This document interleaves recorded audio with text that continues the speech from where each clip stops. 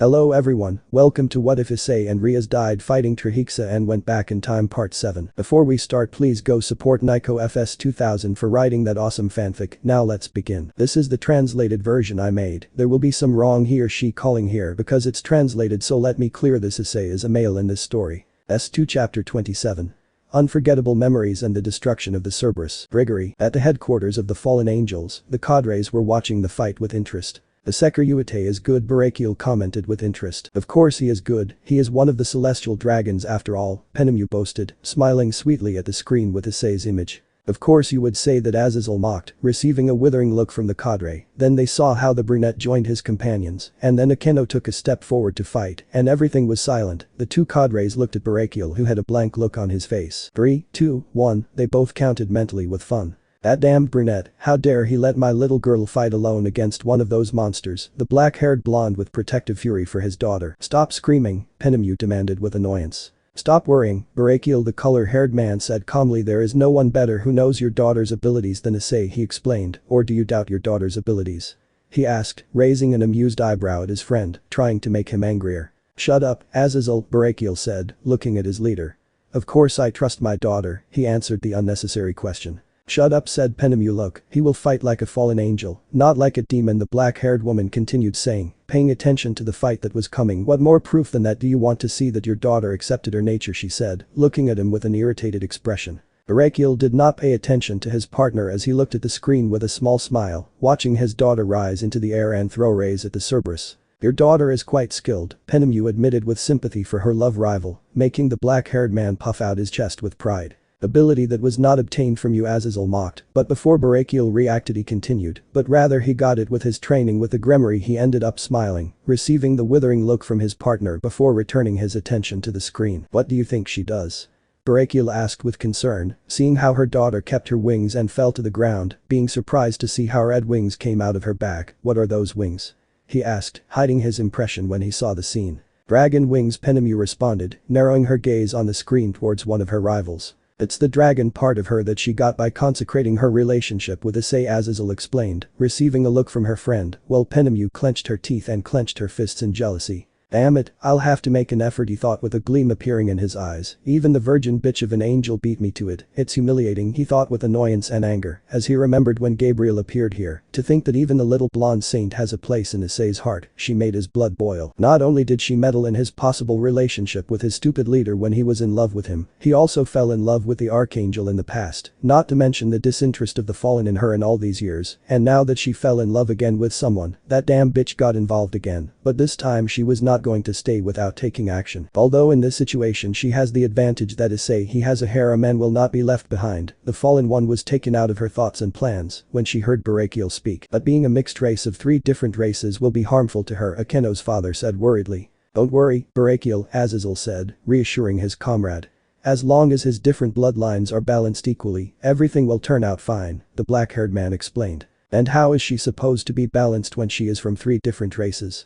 The black-haired man asked. Good, to avoid internal problems in her body due to the mixture of races and future consequences, one of her 3 parts must predominate over the others, Azazel responded nonchalantly, while Penemu paid attention, and according to Issei, the blood that predominates in her is the Dragonica, being 50%, dividing the remaining 50% between fallen angel and demonic blood. He finished his explanation. Barakiel calmed down and returned his attention to the screen. He made a good choice, said Penemu, drawing the attention of his 2 companions. Dragon blood is the most powerful of the 3, he answered the unspoken question of the 2 men, who nodded in agreement and turned their gaze towards the screen, capturing Akeno's change of clothing. It's a pretty red kimono, he said to the fallen man, while he saw the girl's attacks with strange red rays. Red rays? Barakiel asked confused. I suppose they are her rays while she uses her dragonic power, Azazel responded, deducing what was happening. His companions nodded in understanding his hypothesis. The 3 fallen looked at how rays were created from the sky around Akeno and began to gather behind her, forming a great bird of lightning. Grigory's 3 leaders looked in amazement as the animal made of electricity descended at full power towards the Cerberus, generating a great explosion, raising smoke. The 3 cadres looked expectantly at the smoke curtain. As they passed the curtain they looked astonished like the Cerberus. It was on the ground dead, with extensive damage. What an attack, Penemu whistled in amazement when she saw the technique. Her companions nodded in agreement, with Barakiel remaining a little stunned. You know, for this time I agree with Kakabiel, said Azazel upon hearing the opinion of the fallen traitor about the attack on Barakiel's daughter. I guess you're right, the black-haired man growled, no less proud of his daughter's performance. Sky 6 Sky. In Michael's office, there were the aforementioned and his sister Gabriel. They were watching the fight carefully. Barakiel's daughter is skilled, Michael said with a small smile. Yes, the blonde archangel agreed. Akeno improved exponentially under the tutelage of Iskun, Gabriel said, smiling at how powerful his harem sister became. Oh, now Rias-chan will fight, Gabriel said with enthusiasm to see how powerful she was. The Redeed turned. Let's see how powerful the Mayu's sister is, said the leader of heaven with interest in seeing the skill of the first woman who won the heart of his brother-in-law. They both looked expectantly at the screen, wondering what the Redeed was going to do, and both of them. They raised an eyebrow in curiosity as they saw how the consciousness of the red dragon made itself known in the body of the Grimoire heiress and acquired the balance breaker armor of the Sekiryuite. I didn't know that the consciousness of the celestial dragon could do that, said Michael, impressed, looking at Gabriel. Do you know it could do that? I asked his sister with curiosity. No, the blonde shook her head.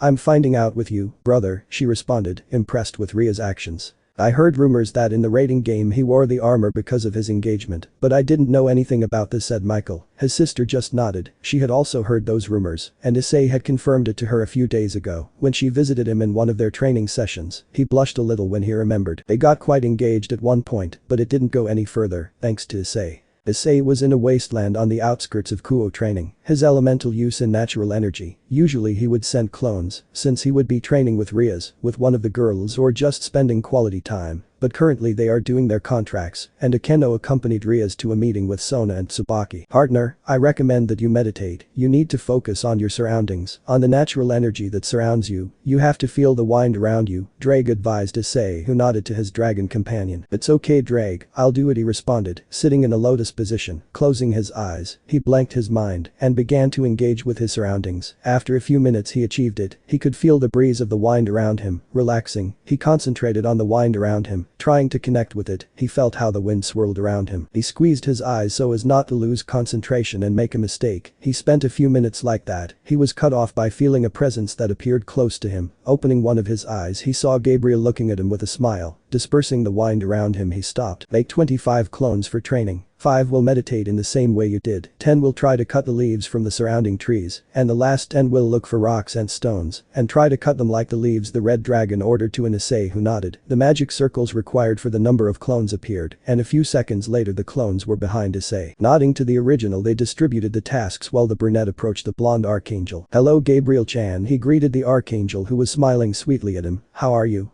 Asked. Well, the blonde responded while the honey-eyed boy finished approaching her. She wrapped her arms around him. They gave them a sweet kiss. I wanted to see you, said Gabriel, separating the kiss. I hope I don't disturb your training, she said, caressing him. His cheek. You are never a bother, Issei said, giving the archangel another kiss, sitting on the grass, attracting her with him, sitting her on his lap. The blonde settled into the brunette skirt, clinging closer to him to deepen the kiss, putting her tongue inside the mouth of his chestnut, transforming it into a rhythmic battle of tongues until they ran out of air and had to separate. I missed you, Gabriel said with love in her voice as she caressed Issei's cheek. I needed you so much, my love, the blonde sighed full of happiness, joining her mouth with hers, not wanting to separate from him for quite some time. I missed you a lot too, said the brunette with a smile from ear to ear. It's good that you came to spend quality time together, Issei said, happy to spend time with one of his little angels. Gabriel sighed and snuggled into his chest. They remained in a comfortable silence, with Issei caressing the archangel's silky blonde hair while she had her eyes closed. My love, the angel spoke, detaching herself from her lover, who looked at her with his honey-colored eyes, full of love and affection that made her melt under his gaze. I need you so much, she said, kissing him again, pushing him. Lying down on the grass and supporting her body with his to deepen the kiss even more. In recent days, he said, speaking between kisses, I have felt a powerful burning in my chest. He continued, my love for you has been growing in an immeasurable way. He continued, explaining between kisses. There came a point where I couldn't take it anymore, and I need to show you. I need to express all this feeling in my chest, he said, starting to kiss the brunette's neck. I'm here for you, love, the brunette responded happily because of all the love that the blonde was transmitting to him. He could feel it in every word, every kiss, every touch. The feeling was so much that he even shed a tear. It's incredible. I know, the archangel responded, taking off the chestnut shirt, and then began to kiss him from his waist and belly to his neck and shoulders, transmitting all that accumulated feeling. When he finished, she gave the honey-eyed boy another kiss, which he reciprocated, while she took off the blonde's light blue shirt, revealing her white underwear, gently turning her over. Issei was on top of her, starting to kiss her neck, making her sigh with happiness, so the blonde tried to cling as much as she could. The honey-eyed began to travel over her body just as she did with him, making her gasp for moments. Issei, she moaned softly at the touch of her over the white bra of her breasts and continued down until he reached her toned stomach, then under her blue pants, so he was left with only his underwear. The blonde moaned softly as she felt the soft touch of the brunette's lips between her legs and then began to go down until making the journey towards his neck again and ending with a kiss on the lips full of love. Just as Issei did, the blonde archangel turned around and began to take off his pants. As she did so, she began to give the same treatment that they have been doing, ending again with a loving kiss. "You know we can't continue, right?" Issei asked between kisses. "If we do this you could fall," she said at the end. "I know," Gabriel responded, giving the brunette a smile full of love, "but as long as we don't consummate the act, one think I'll be fine," the blonde said, giving the brunette another kiss, resting a hand on his brown hair and with all the courage she could muster. Gather Issei's member under his hand, putting his hand in the honey-eyed boxers who, upon feeling it, separated from the kiss. "Do you want to continue without any clothes?" asked. "I want to continue until the end," Gabriel responded smiling, "but I can't do it," he said with a small pout. "Do you think it would be counterproductive to go one step further?" he asked with a sparkle in his eyes. "I don't know," the honey-eyed man responded. "Do you want to try it?" asked. "Yes, please," she responded enthusiastically. "It's okay," Issei responded, "but if something happens I'll stop you, okay?" she said asked, to which her blonde lover nodded. "Yes, although I don't think I would let myself be carried away by something like lust," the archangel responded. "Lemon skipped, please read it on website." "I love you," said the blonde. "Me too," Issei responded smiling. They both snuggled up and stayed in a comfortable silence. "Issei," the archangel said softly to get the brunette's attention. He looked at her with a soft smile for her to continue. "What are you training on?" I asked with curiosity and interest. "About wind control," Issei replied calmly. "Wind control?"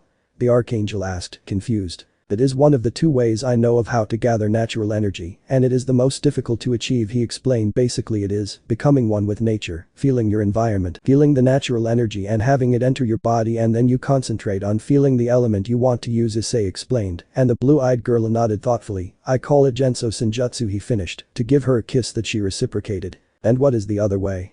I asked interested. "The collection of pure natural energy. This allows you to amplify your skills and techniques," the brunette explained, answering the question of his blonde lover. "Meditation on procreation helps concentration to implement it in battle effectively," the honey-eyed continued explaining.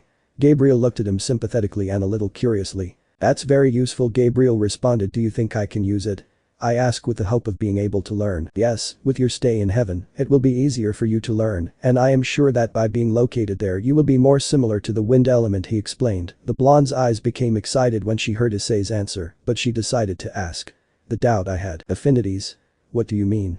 he asked with curiosity, although he already had an idea of what it meant. "You see, since I started training this form of senjutsu, I realized that each affinity of nature, each element of nature, has different times of understanding, learning and practice. In my case, the one that seems most natural to me to use hits fire, being a dragon," he explained, making Gabriel nod his head, smiling with understanding. "Tell me something, love," said the archangel, catching Issei's gaze, who saw her with curiosity. "Is it true that Rias, can she use a variation of your balance breaker?"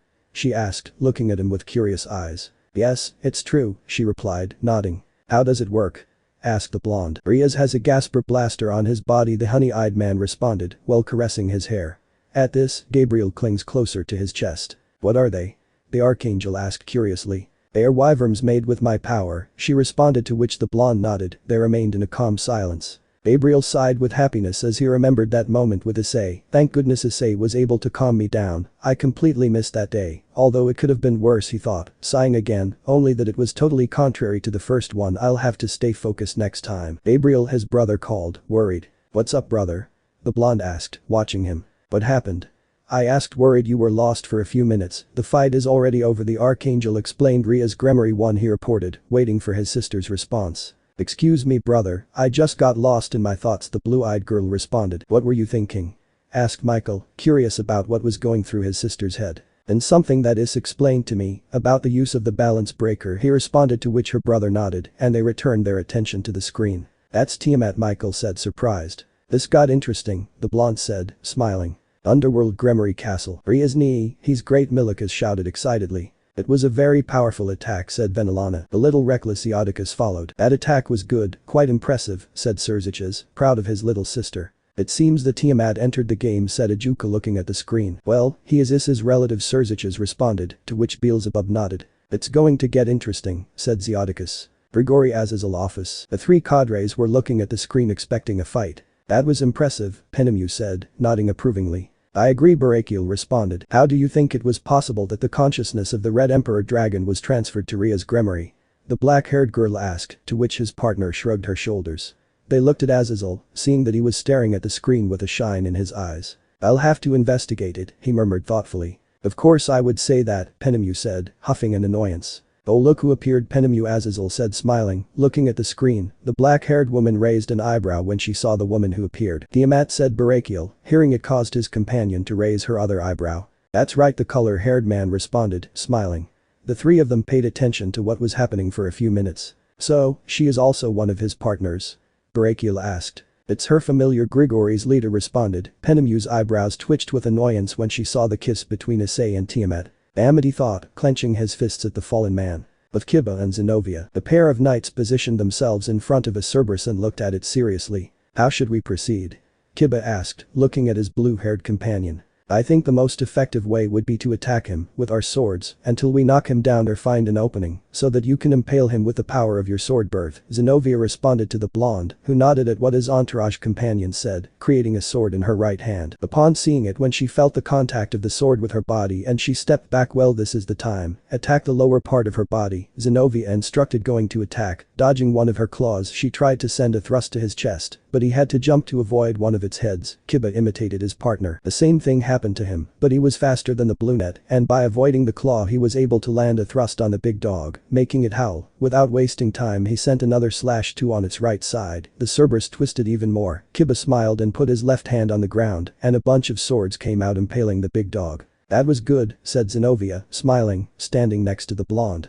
You had a better reaction than me, and you managed to finish it, she said, nodding satisfied. Let's go get Balba and Fred, said Kiba, to which Zenobia nodded, and the two went to where the two men with mental problems were. With Ravel and LaFay. Well, it's time to have some fun, said LaFay, looking at the Cerberus. Let's play with the puppy, Ravel said, forming wings of fire on her back and starting to fly. Faye, give me some wind, the blonde phoenix asked her friend, while her hands were filled with fire, and she created a fireball of good size that then shot the giant dog. Immediately afterwards, a magic circle appeared in front of the blonde magician, from which a blizzard came out that fueled the fireball, making it bigger and hit the Cerberus, who howled in pain. As the smoke cleared, the big dog was seen a little hurt. It seems like it's resistant, LaFay said. Her hands were getting cold, while mist was created around her hands and the temperature dropped.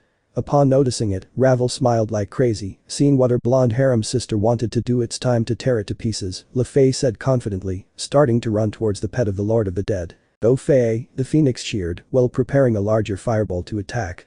The big dog, upon realizing that the Pendragon magician was attacking him, sent his claw to crush her. The blonde smiled and with great agility and speed jumped, falling on the claw. She quickly began to run upwards and jumped again on the head that was trying to swallow her. She positioned herself on top of the dog, and then she rested her hands on its body and let her magic flow, causing the Cerberus to begin to turn into solid ice. Until completely frozen, the blonde magician smiled at her success. Very well, Faye, get out of there, I will destroy it, Ravel said with her attack already loaded with her. Although she did not admit it, she was a little impressed when she saw her friend's ability. Wait, LaFay said, stopping the phoenix in her tracks, who looked at her waiting for her to explain why she stopped her. The blonde Pendragon dismissed the demon's gaze and took out her dragon wings to fly to her side, and then looked at her work. No. Do you think it would look good as a sculpture? LaFay asked, looking at the ice dog. Ravel sweated at the question. And how would you transport that thing out of here? The curious demon asked. Her blonde companion shrugged her shoulders. Just destroy it before it becomes more difficult for me, the bishop responded. Ravel sweated again because of the attitude and threw the fireball, thus leaving nothing of the Cerberus. With Irina and Rainer, black-haired and orange-haired, were flying over a Cerberus. Black and white wings came out of their back respectively. The large dog growled at them in annoyance when receiving attacks of light spears from the fallen one and mimicry from the angel. Any ideas? Irina asked, analyzing her enemy. The only thing I can think of is to throw spears of light at his mouth, but we need him to open them for a good period of time, so we can hit the three of them, Rainer explained, to which Irina nodded. I'll take care of it, she said, creating a spear of light, and with mimic in one hand and a spear of light in the other, the reincarnated angel attacked her enemy. I hope I'm correct in my aim, I have to throw the spear at one of them. His eyes, that will cause him enough pain, which I will then aggravate by attacking his body with my sword, Irina thought, watching as the Cerberus growled at her forcefully. Getting closer, she saw her opportunity and threw the spear, giving a prayer to Michael to get it right. Just as he predicted, the spear hit one of his eyes, and he screamed in agony to the sky. Seeing his opportunity, Rainer began to create his spears, while the orange-haired woman attacked the body. He said, throwing 2 spears at the Cerberus to create a third having the same fate. The 3 spears entered the mouths of the Cerberus, remaining motionless with its mouth open. It fell to the ground without moving. Well done, said Irina, returning to the black-haired girl's side, bumping her fists, and they smiled, tasting their victory. But Kaneko and Kuroka, how do we attack Nisama? Kaneko asked, looking at one of the Cerberus. We hit him until we knocked him down, the black-haired girl responded as she covered her fists in Senjutsu. The white-haired girl shrugged her shoulders and adjusted her gloves.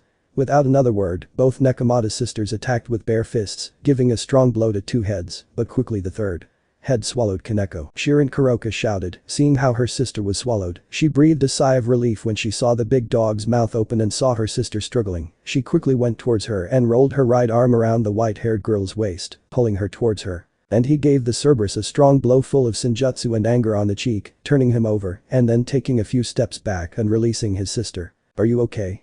The black-haired woman asked worriedly. Yes, thank you, Nisama, Kaneko responded, thanking her sister for smiling warmly at her. Well, let's finish with the 2 missing heads, said the eldest Nekomata. Both sisters charged their fists with Senjutsu again and attacked one head. With a strong blow to the jaw of each head, the Cerberus fell completely. But Tiamat, the dragon, smiled savagely at her prey, while her hands transformed into her dragon claws and attacked the 2 Cerberus. One of them attacked with her claw and was left maimed by being cut by Tiamat. The great dog roared in pain, jumping, dodging. One of the heads of the second large dog kicked the top of the head, propelling itself further into the air, revealing its wings as it inhaled air into its mouth. Kaoryu no Hoko, Tiamat roared, launching a great roar of blue fire towards the eyes. To Cerberus that color was the last thing they saw, turning into ashes. Cutting off the attack, she descended and put away her wings. They are so predictable, the Bluenet complained, a little annoyed, and then turned around, leaving blue fire behind her. Everyone looked at her, surprised by the attack, while approaching where Issei, Rias and Akeno were. Ara, that attack was destructive, Akeno said, smiling. Yes, it was, Rias responded to her friend.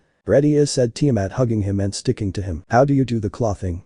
Issei asked, excited about being able to learn how to do it. The blue-haired girl smiled at the brunette and brought her lips closer to her right ear. That's a secret, the dragon whispered mockingly, looking with amusement at the pout she received in response. She kissed him softly and tenderly. I'll teach you later, she said softly. Great, tomorrow we start, Issei said enthusiastically, making the dragon laugh. With pleasure, she responded, smiling at him while she rested his head on her shoulder. After a few minutes, everyone was gathered again except for Kiba and Zenobia, who were treating Fred. They don't do it wrong, Sekirute said Kakabiel serenely. Well, how do you want to do this?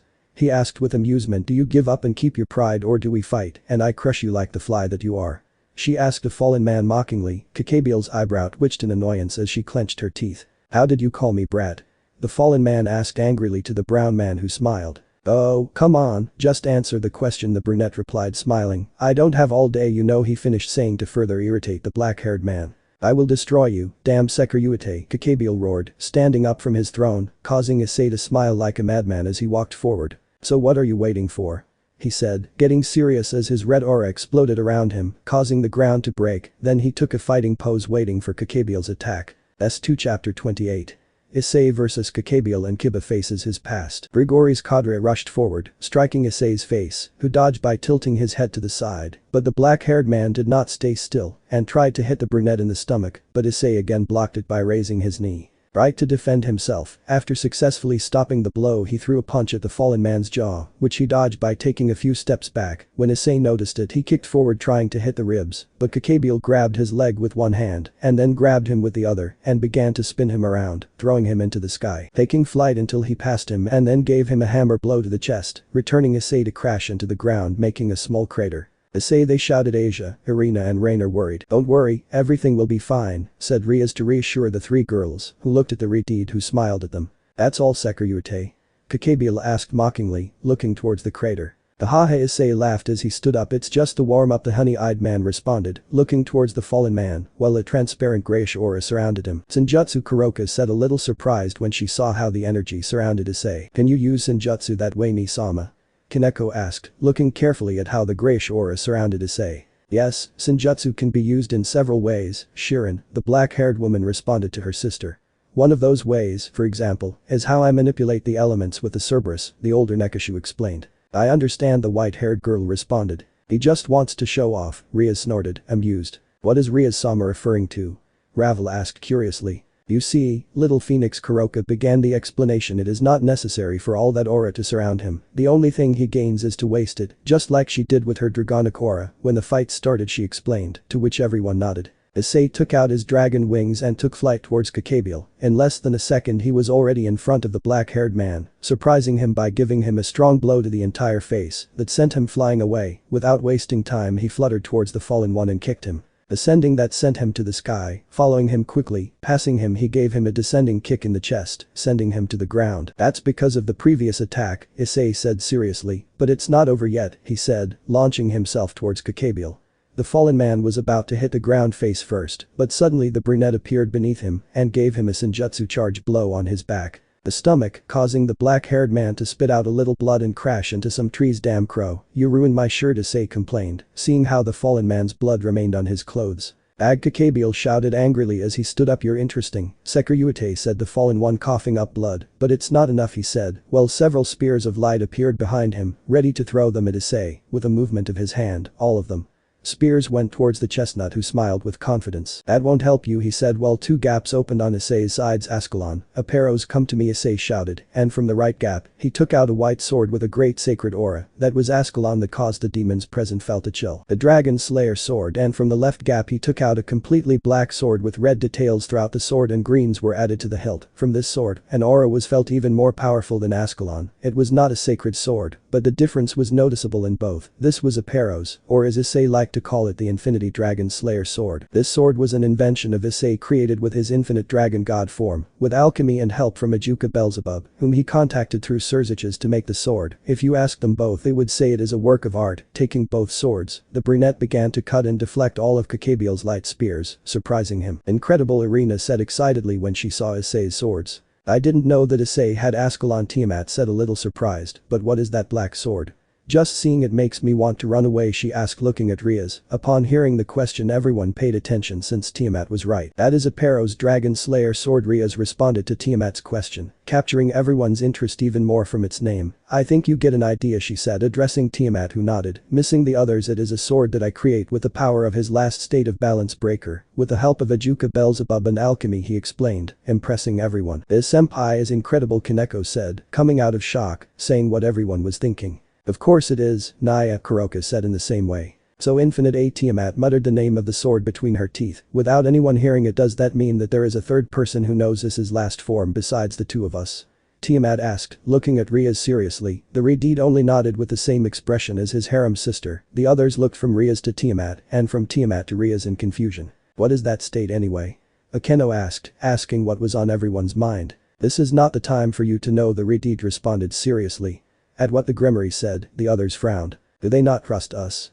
Rainer asked, a little annoyed. Don't worry, the only ones who saw that form in Issei are Tiamat, Ajuka and myself, and according to what they told me, my family and Seraphil know about it just like you, but they never saw it in action, Rias explained, making the others they nod their heads. Because I have a feeling that Issei-sama will show us that form sooner rather than later, said Lefei thoughtfully, being heard by everyone, but they returned their attention to the fight. Interesting, I didn't think you had Ascalon, Kakabiel said, smiling darkly, but what is the other sword? I asked curiously. This is Aparos' Dragon Slayer sword, the chestnut answered while swinging it. That won't help you at all, Kakabiel said arrogantly as he created two spears of light in his hands to continue the fight that was amusing him a lot. Let's continue, I haven't had fun like this since the war, the fallen man said again, looking at Issei defiantly. As you wish, the honey-eyed man responded, smiling, putting himself in fighting power with his swords inverted. With Kiba and Zenobia, the two knights were running towards where the Excalibur Union ritual was being carried out when a strong light blinded them both, caused by the ritual having been completed. It is complete, I have finally finished, the Excalibur has been reborn, said the old archbishop excitedly. Alale Kiba shouted angrily as he created a demonic sword. With for what you have done I will destroy you, Kiba shouted, throwing himself against the archbishop. Tiba Zenobia shouted, trying to stop him, but she couldn't. Fred Balba called, to which the exorcist smiled like a madman and went to take the sword out of the floor. Ahahaha, this is the new Excalibur-chan, said Seltzin, smiling like crazy while he took out his sword and blocked Kiba's attack. Hahaha, you like my new Excalibur-chan, I'll kill you with it, Demons-chan. Hahaha, said Fred madly looking at her. The blonde sword broke upon contact with the sacred sword. Said Kiba, creating another sword and attacking, but Fred disappeared. You know that Excalibur has the ability to rapidly, right? Fred asked amusingly, launching a thrust towards an unsuspecting Kiba, but it was blocked by Zenobia. You don't forget me, right?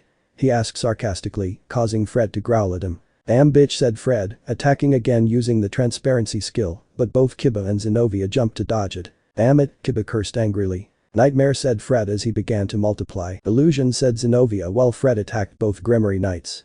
The blue-haired girl managed to block the Fred's attack with difficulty, but the blonde swordsman did not have the same luck, receiving a lot of damage and falling to the ground. After defeating Kiba, the white-haired man became one again. Ahahaha, what are you saying now, Demon-chan, said Fred madly to a sore Kiba. Damn it, I'll have to use it, but the exorcist couldn't continue because she had to block an attack from the white-haired man who attacked fiercely, taking her away from Kiba, who was slowly recovering and trying to get up. You know, I had heard about a guy who escaped, but who would have imagined that he would become a demon? Said Balba, approaching the blonde who was gritting his teeth. I am very grateful for your contributions, thanks to you, the experiments were successful, said the archbishop smiling. Success?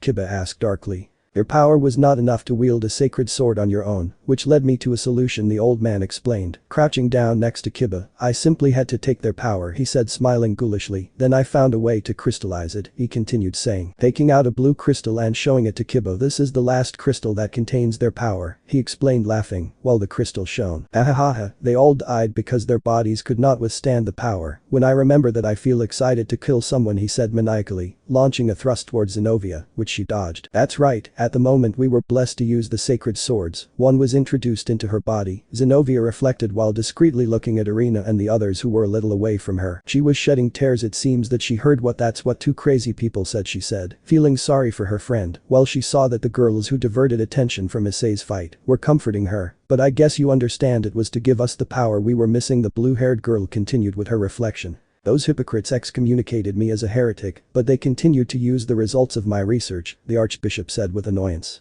If it had been Michael, he probably would have taken their power away without killing them, he finished, laughing. So, there was no need to kill them, Kiba said, looking at the ground as she stood up. Why? Kiba asked with anger. They were simply materials for that experiment, Balba responded to Kiba's question. What was I going to do with you if I didn't have you? I asked, laughing. We believed that we were going to serve the Lord, said Kiba, clenching his fists, and we resisted unbearable pain. However, you, materials. Available? She said without believing it. Take it if you want, said Balba, throwing the crystal to Kiba. We have technology to mass produce even more refined crystals, the archbishop finished, while Kiba crouched down and grabbed the crystal. As he did so, the memories of his friends invaded him. My friend, said the blonde, standing up. Balba Galilei, how many lives did you sacrifice for your experiments and your greed?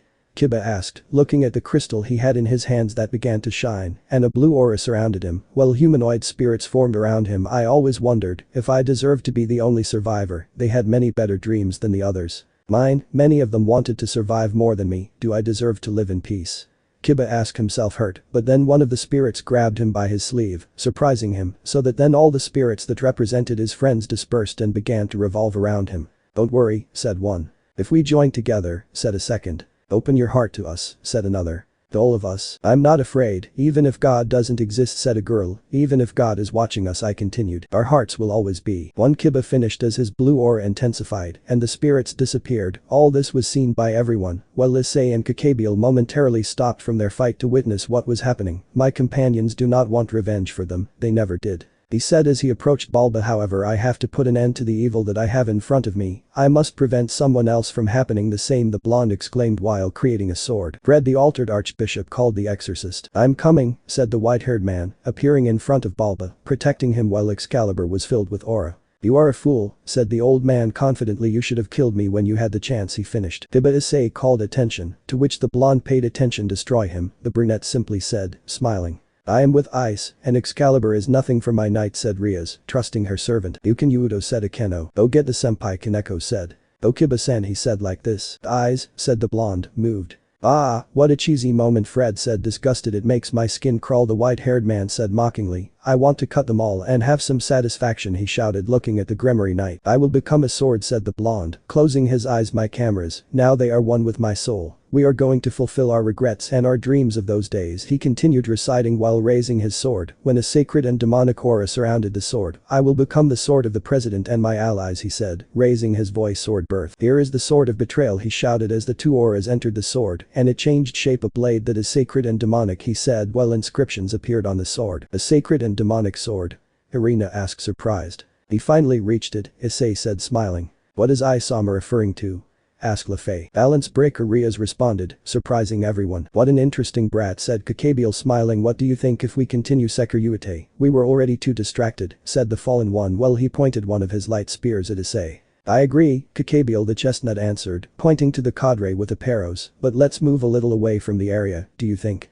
Issei asked. It seems good to me, the fallen man agreed, to which both combatants prepared to go to a further place. It seems that they will continue with their battle, Tiamat said, observing the retreat of his companion, and the fallen one. The others only nodded. But Issei and Kakabiel, they both reached a slightly more secluded place and got into a fighting pose. This time the first to attack was Issei. Lunging forward, he sent a downward thrust with Ascalon towards Kakabiel, but the fallen one blocked it with his left spear, wasting no time. When he saw that he could not pass the black-haired man's defense, he launched a thrust with a Paros de ascending form, trying to cut his abdomen, but the cadre also blocked it and launched a kick to Issei's ribs. He jumped back and dodged it. You're good with those swords, Sekiryuite. You've done me a lot of damage. As our fight went on, Kakabiel praised, which Issei dismissed, but it won't be enough, he said as he took out his 5 pairs of wings, and with one movement of these, he appeared in front of the brunette, stabbing with his 2 spears, but Issei defended himself by placing both swords in a cross, feeding them with aura. He pushed forward to unbalance the fallen man, surprising him with a sudden increase in strength. Upon managing to separate him without wasting time, the current Sekiryuite launched a stab with Ascalon to the black-haired man's ribs, managing to cause a not so deep but painful wound. If the cadre's scream leaves anything to go by, then he tried to stab him in the chest. However, Kakabiel blocks it and full of fury tries to impale the chestnut with one of his spears, but he manages to avoid it by centimeters, but not without taking a cut on his clothes and on the side of his shoulder.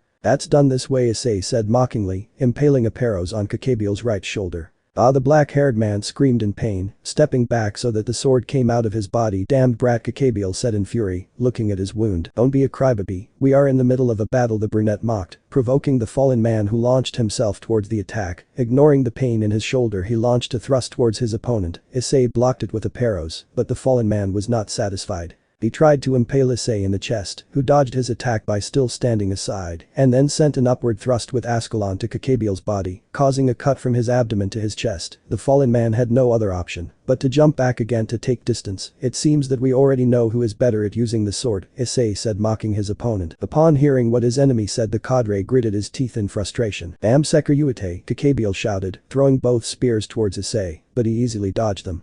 Seeing how his opponent evaded his spears, he took flight towards the sky, and behind him a large spear was created. He's thinking of throwing that at me, Issei thought, seeing the big spear behind Kakabiel. It seems that you made him feel despair, said Drag, amused, to his carrier.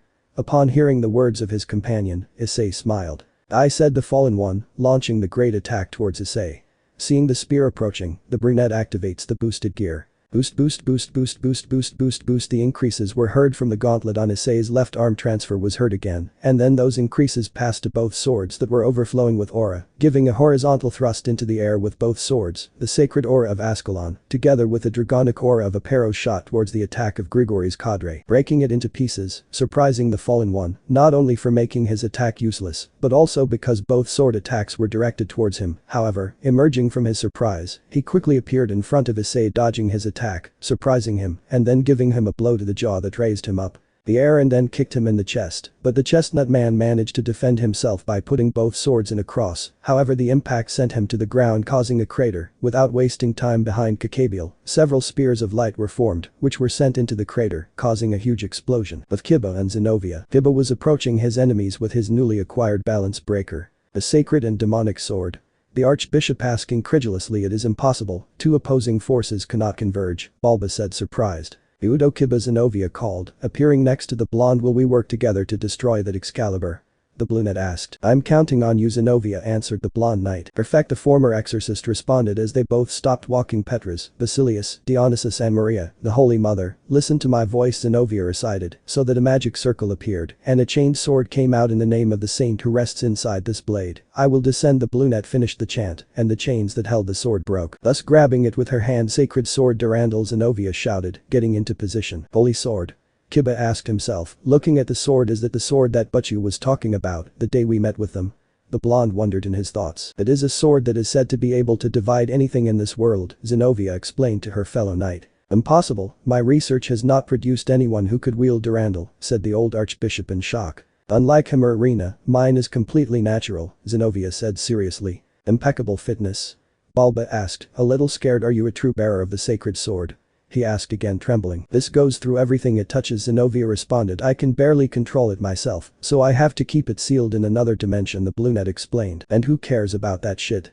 Fred asked, jumping in front of Balba, to which Zenobia got into position. That is not a complete sacred sword, said. Who cares about stupid balance power? Fred shouted from the air. That crappy sword, it won't do any good, said the white-haired man as he defended himself from a Kiba attack from his back, and they began with an exchange of swords in the air, and upon contact between the Excalibur and Kiba's sacred demonic sword, the sacred sword broke in half, but instead of falling to the ground broken, it began to shine a blinding gold, and when the shine stopped on the ground, they were the 5 Excalibur swords that formed the previous destroyed one. It broke, said Fred in shock, seeing his beautiful sword in pieces. That was strange, they went back to how they were before, Zenobia mentally said to herself. Are you serious?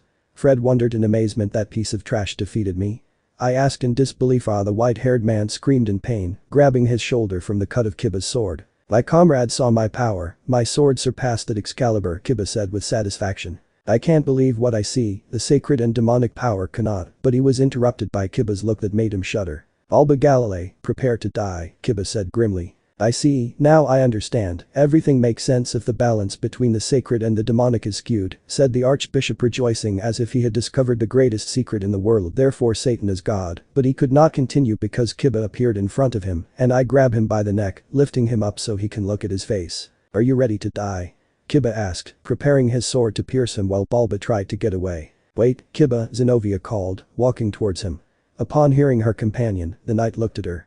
Before he dies, answer me one thing, heretic archbishop, Zenobia said to Balba, who paid attention to her. How come the Excaliburs returned to how they were before the ritual, and it was not split in half? The brunette asked, capturing Kiba's interest. Ugh, that was thanks to the ritual that I created. I did it that way in case a scenario like that occurred. I would take the 5 parts of Excalibur and run away, and then join them again, the archbishop explained, surprising the 2 Gremory knights. But no. I'll get out of here alive, right? The old man asked sarcastically. You are undoubtedly an intelligent person, Balba Galilei, said Zenobia as she walked away from the 2. Without further ado, see you never, said Kiba as he pierced the old man's chest with his sword. After leaving the man dead, he headed towards where Zenobia was gathering the swords. Let me help you, said Kiba, while grabbing rapidly, transparency and ruler. Okay, said. I see that they won, said Rias, smiling at the newcomers. That's right, said Zenobia. Congratulations, Akeno said. Kiba-san, Zenobia-san, you did very well, said Asia. What about the swords? Rainer asked. How did they go back to how they were before? Asked Travel. Apparently the ritual that the old man used was designed that way, Kiba responded. I miss Naya, Kuroka said while she licked her hand. Kaneko just nodded, staying silent. Any reason for it to be that way? Asked Tiamat. Apparently he did it as a security measure in case something like what happened. He would take the Excalibur parts and run away, Zenobia explained. Kiba-sama, I would hand myself over to Excalibur ruler, Lefei said, capturing everyone's attention. Why should I do that, Lefei? Asked the blonde. Well, originally that Excalibur was under the protection of the Pendragon family. I just want to return it. They must be very worried about not finding it, the blonde magician explained, to which everyone understood. Give it to him, Yudo, said Rias, to which the knight nodded and handed the sword to Lefei. Thank you very much, said the blonde Pendragon gratefully. That sword is perfect. It is essential for the volley team to get Fenrir on their side. After that they can return it to the church, thought Rias, analyzing the future, to which she absently looked at Lefei and Kuroka, and then to Sai. Irina, Zenobia called the thoughtful orange-haired girl. What's happening, Zen-chan? Asked the angel looking at her friend. Are you okay? The brunette asked worriedly. Yes, I'm fine, the violet-eyed girl responded. Well, grab the Excaliburs that Kiba has, then we will return them to the church, Zenobia instructed, to which Michael's ace nodded and took the swords. By the way, Issei-kun still fights. Kiba asked, to which everyone nodded as they looked back at the battle, watching as Issei broke Kakabiel's great spear of light, and then the fallen man hit his companion, sending him to the ground, causing the crater. With Kakabiel and Issei, what happened, Sekiryu?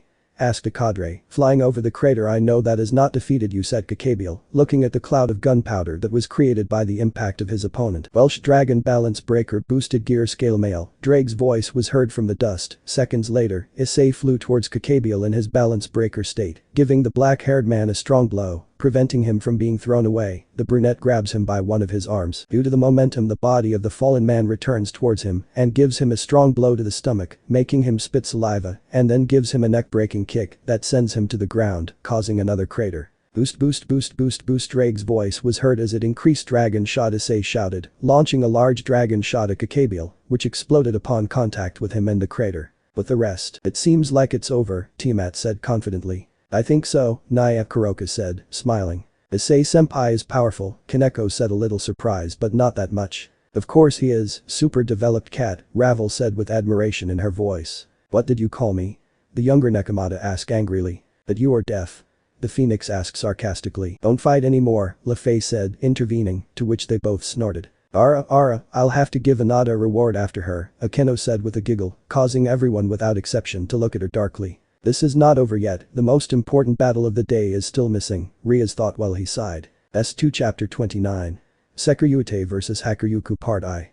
The red and the white collide. With Issei, the current Sekiryu calmly watched a cloud of smoke that was formed when Kakabiel crashed into the ground. After a few seconds everything cleared up, showing a Kakabiel on the ground getting up with difficulty. Sekiryu, said the fallen man with fury, taking flight towards him, but Issei received him with a strong blow that separated him from him. Don't even try it, the brunette warned as he pointed one of his fingers like a gun at the cadre, while a red and black energy formed on his finger, and then began to shoot small orbs of power of destruction, as if they were bullets to the black-haired man. Ag, the fallen man screamed in agony, as he received shots in his arms, legs, knee and some of his wings. Give up, Kakabiel, Issei said, looking at him seriously with the green eyes of his scale male. I will never do it, damn it, the black-haired man shouted in anger, making the brunette sigh. As you wish, Issei said as his armor disappeared and he raised his right hand into the air, where a sphere of power of destruction was formed.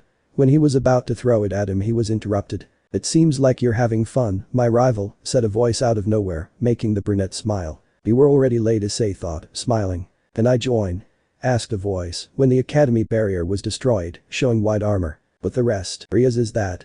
Akeno asked, impressed, to which the Retid nodded. Hakuryuku said Kuroka would be problematic. Issei doesn't like people getting into his fights, said Rias would be. This got interesting, said Tiamat as he began to walk. With Issei, the Hakuryuku, Kakabiel said surprised. Tell me, were you attracted by the Sekiryu? The fallen man asked again. Not at all, I just came to stop you by Azazel's order, Volley responded calmly, going to hit the cadre, sending it into the same crater as before, making it bigger, while Issei vanished his attack with a frown, a flash of blue light. The armor was behind the black-haired man, grabbing his wings, he pulled them out. This made Kakabiel scream in pain. What an ugly color of wings, said the white-haired man looking at the limbs in his hands. Azazel's are blacker, he commented as he threw them to the side, and then took Kakabiel on his back, who had fainted from the pain. Are you ignoring me, White, said Drake, making himself known from the boosted gear. Ed, it is unfortunate that we find ourselves in this situation, Albion responded from the wings of the dividing. Hey, why did you get into my fight? Issei said, feigning annoyance. I already said it before, answered Volley from the armor. Hey Albion, didn't you teach your bearer that getting into another dragon's fight is dishonor and a declaration of battle? The chestnut tree asked the dragon. I see that you learned a lot about our race, Albion responded. You are strong, my rival, I admit it, said Volley, deciding to speak, but you are still not strong enough, he said again confidently. I see that your bearer is arrogant, Albion said, a voice behind the chestnut tree, making herself known as the Dragon Queen. Tiamat, what are you doing here? Albion asked, shocked, surprising Volley. I only came to help my partner, the light-haired girl responded, smiling mischievously, and then kissed Issei, leaving Volley and Albion with their mouths open. What kind of partner? He's a Sekiryu, was the only thing the white dragon could say, wider than it already is in a stutter. You're supposed to hate the bearers of Drag and kill each one. What are you finding? Albion said, a little more recovered. In fact, I tried, but you'll guess the result, Tiamat responded, smiling with amusement at the reaction of Drag's counterpart, surprising the dragon and its bearer even more. Volley, if what Tiamat says is true, this Sekiryu is serious, warned the dragon inside the white-haired boy, causing him to smile with hunger for battle. Face or destiny, my eternal rival, and let's fight, Issei said, pointing at him enthusiastically, ignoring the chill he felt when saying that phrase. As much as I would like to, I have to take Kakabiel to Grigori, the white-haired man responded. That can be solved, Issei said smiling, receiving a strange look from the man behind the armor when a green magic circle was present in the place from which a certain fallen figure appeared. Enemu said the albino, a little disconcerted. Bali said the fallen one as she approached him. What are you doing here? The white-haired man asked. He came to take me to Kakabiel at Azazel's request, the cadre responded calmly. But he asked me to take it, said Vali, confused. I'm here because of an agreement that Azazel and the Secretary reached, the fallen girl responded, putting Kakabiel on her back and then going in the direction of the Gremory group while Vali looked at Issei questioningly. What agreement are you talking about? The white-haired man asked, looking at his rival. I would stop Kakabiel in exchange for him facilitating a fight with you, that's why Penemu is here, Issei replied, smiling. It's convenient, said the man in white armor in the same way as the brown one, while both looked towards the others, where Penemu was approaching. With the rest, the Gremory group along with Issei's group watched as Penemu approached until Rainer stepped forward. Penemu-sensei, said the black-haired woman smiling, surprising some. Sensei, everyone thought. I didn't expect that, said Rias in her thoughts. How have you been, Ray-chan? Asked the fallen one, standing in front of her student. I've been fine, the purple-eyed girl responded, hugging her teacher. Issei has been very good to me, as well as being affectionate, protective, and among other things that make him the man I love, the black-haired girl said with bright eyes. Although you already know those qualities, don't you, Penemu-san? Rias intervened in the conversation. This made everyone look at the cadre seriously, making her smile nervously. I see that you have also improved a lot thanks to Issei, said Penemu, emerging from the tension of the moment while he analyzed his student. If Issei makes us train every day and improve with each passing moment, he has helped all of us improve in some way, just as we also help him, Rainer responded smiling. I'm glad, now I have to go, but we will see each other again, who knows, maybe it will be sooner rather than later, she said, giving a smile to everyone who looked at her seriously and then turned and went in the direction of Issei. I was going to say that she was your sensei, said the Riti to the fallen one. Yes, he has taught me a lot, Rainer replied. And then why did you join Kakabiel, Rainer-san? Asia asked with doubt. This caught everyone's attention. That's already in the past, Asia-chan, I would like to forget it, she replied, saddened by the fall. I'm fooling you, aren't I? LeFei asked, to which she earned the look of the black-haired woman. He did it by promising you something you wanted, didn't he? This time it was Ravel who spoke. No doubt they are intelligent, said the fallen woman, smiling bitterly. But you ended up falling in love with Naya, and you betrayed him. Naya Kuroka contributed her grain of sand, the black-haired woman only nodded. Ifufu, that's what makes Issei-kun, he has something that attracts women, said Akeno. I wonder what makes Haidu Issei so special, said Zenobia thoughtfully. You will soon know, Zen-chan, you just have to meet him, besides he always makes time for us, whether individually or in groups, Serena said happily. He is very understanding, said Kaneko. And kind, Kiba contributed. What are you talking about?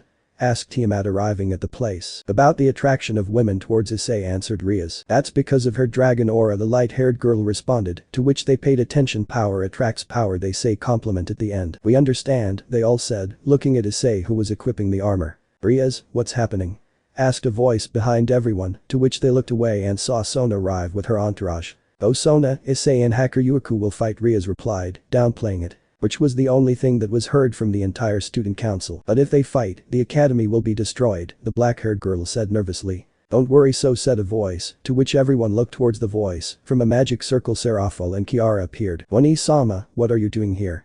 Asked an even more upset Sona. I only came to see Issei-chan's fight and to help you put up a more resistant barrier, the Maya responded, so that she could then look at the dragon present. Tiamat, Serafal said seriously. Leviathan, the blue-haired girl responded, looking over the orange-haired girl. I'm Kiara Ligos, a pleasure, Tiamat-sama, the demon said nervously. Likewise, said the dragon smiling, calming the Ligos a little. In fact, Issei was going to ask you to take her as an apprentice so that she can improve her strength, resistance and speed, while LeFei and I help her with magic and her demonic power respectively, Ria said to the light-haired girl who nodded, while Kiara opened her eyes in surprise, having the dragon as her teacher. Do you know what he will do in the meantime?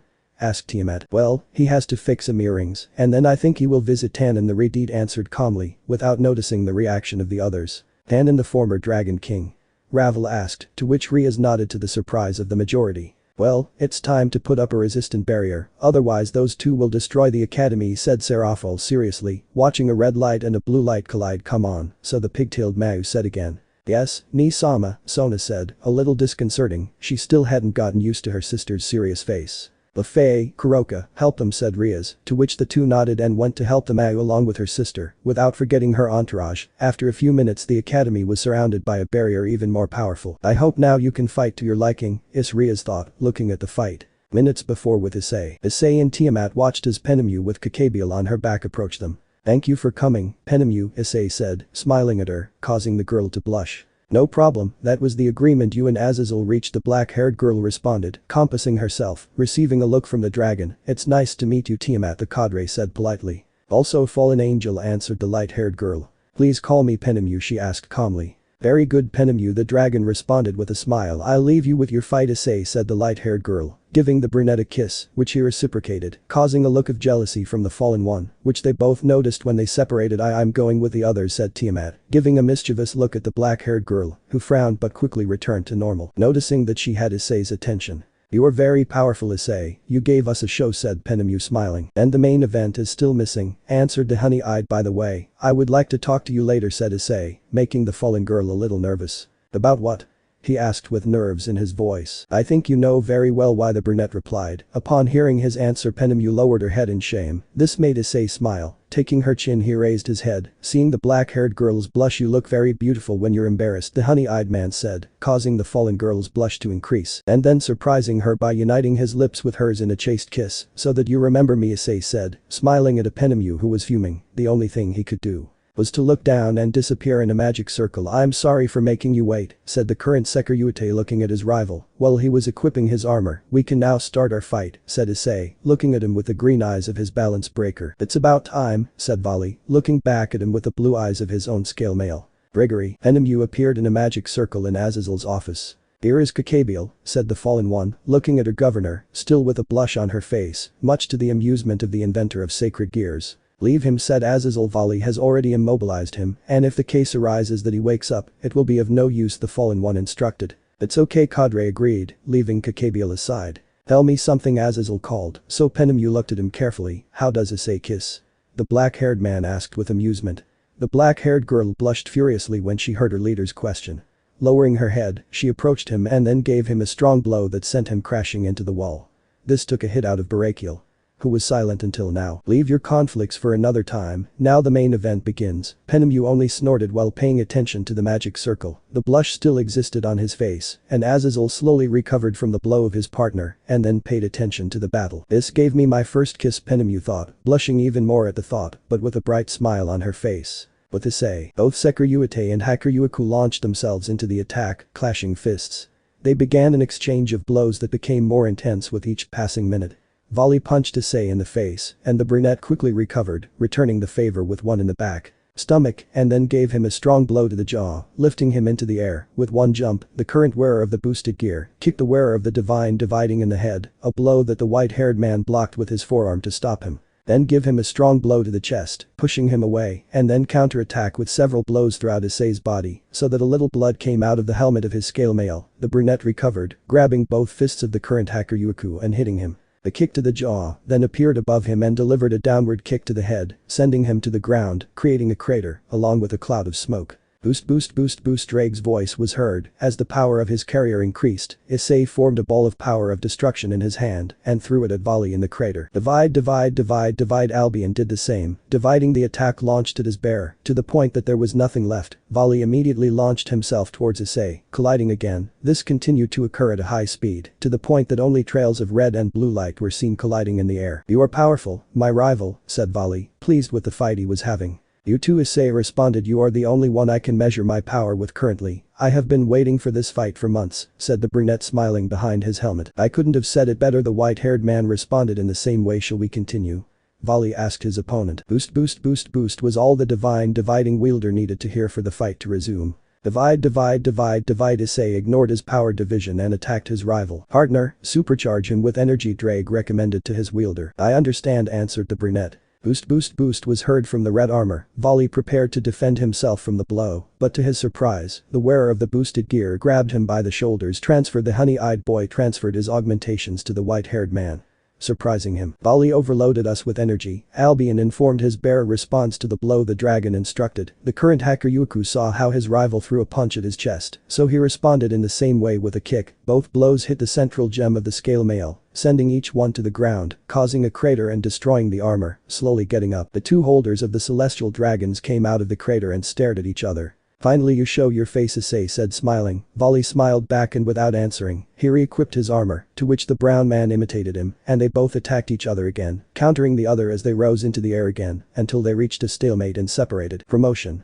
Night, Issei whispered as his aura manifested. His aura is increasing, Vali thought, seeing how his rival was coming towards him. "Vali, be careful," Albion warned his bear. Sonic Booster Drake's voice was heard when the armor was modified, losing weight and increasing speed. This took the albino by surprise, so he received a blow squarely in the stomach, making him gasp. Promotion.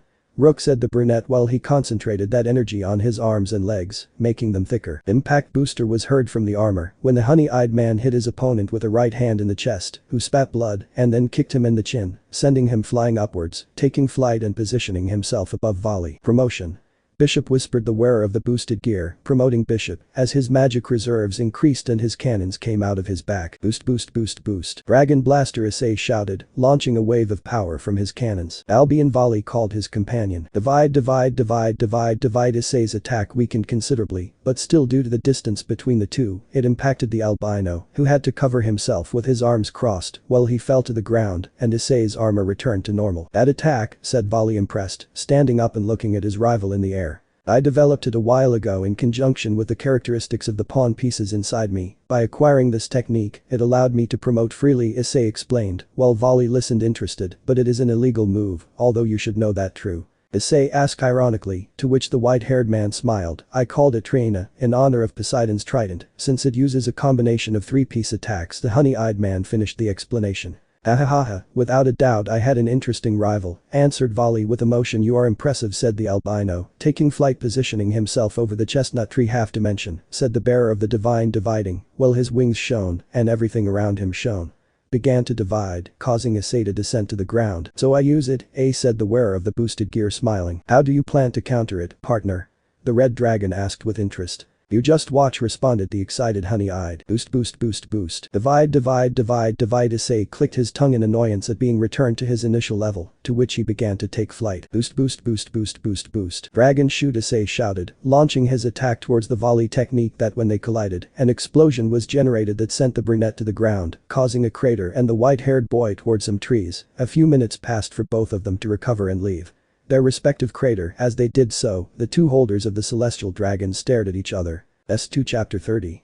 Sekiryuite vs Hakuryuku Part 2, Juggernaut Drive. Meanwhile, with the others, all the supernatural members of the Academy and the Karma Dragon of Chaos were watching the battle between the two celestial dragons with attention. They were all impressed by the display of power demonstrated by both, while Rias and Tiamat analyzed every detail of the fight. Incredible, said Zenobia, fascinated by the power shown. This Kun is very powerful, said Irina. I can't follow them, Rainer said, frustrated at not being able to fully enjoy the battle. And you are not the only one, said Ravel to the fall. It was to be expected from the two celestial dragons, said LeFay, who was watching the fight attentively thanks to a spell. One of them is the future father of my kittens after all, Naya, Kuroka said, licking her hand playfully. Ni-sama, this is not the time to mention that, Kaneko said, reprimanding her sister. Her presence is terrifying. You are still weak, Shirin. Naya, the black-haired girl, responded in the same way as the previous time. Can you see them? But you?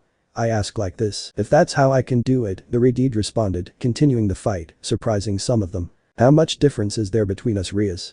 Sona asked herself out loud. The Gremory simply turned back, and looking at the black-haired girl, she gave her a superior smile, which greatly annoyed the Citri. Don't be so angry, Serafal intervened to cheer up his sister. I know that very soon you will be able to reach Rias-chan. No one asked you, Ni-sama, the black-haired girl responded abruptly to the Mau, causing her to feel a little sad, while many of the girls frowned. What's the matter?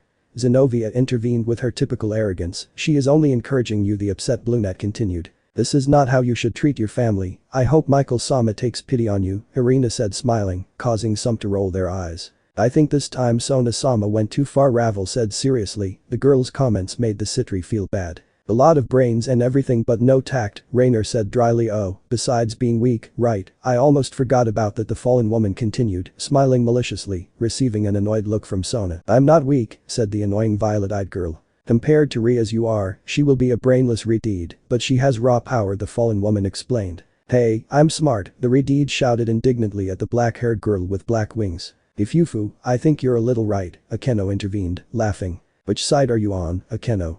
Rias asked her queen. He was just joking, the mestiza responded smiling. If we come to the point, Sona-sama's entourage is formed to compete in the rating game, said Ravel, intervening in the dispute. But strategy is not everything. If the case arises that we have to face an extremely powerful enemy, all that rigorously designed equipment is useless, at least currently. LaFay continued with the explanation, making Sona faint, while a certain blonde tried to act as a dragon. He was about to explode, but the pigtailed Mayu decided to intervene. Girls, don't bother so tan, said the black-haired woman with a frown. Those mentioned only shrugged their shoulders. It's better to continue watching Ischan's fight. The power he displays is impressive, Serafal said excitedly. This is nothing, Tiamat said, intervening. Are you saying that because of Isnaya's other armor?